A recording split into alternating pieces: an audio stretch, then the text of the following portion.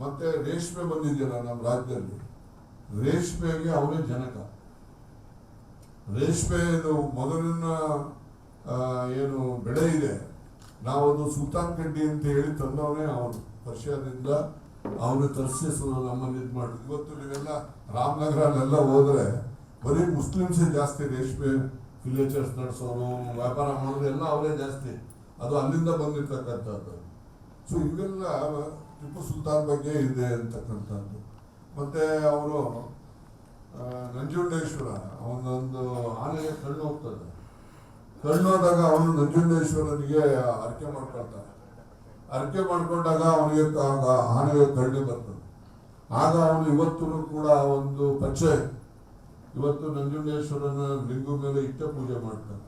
ಅವಾಗನೇ ಅವನು ನಂಜುಂಡೇಶ್ವರನಿಗೆ ಹಕ್ಕೀಂ ನಂಜುಂಡ ಹಾಯ್ ಅಂತ ಹೇಳಿ ಅವನೇ ಹೆಸರು ಕೊಡೋನು. ಇವೆಲ್ಲ ಟಿಪ್ಪು ಸುಲ್ತಾನನ ಬಗ್ಗೆ ಇರ್ತಕ್ಕಂಥ ಒಳ್ಳೆಯ ಅಂಶಗಳು.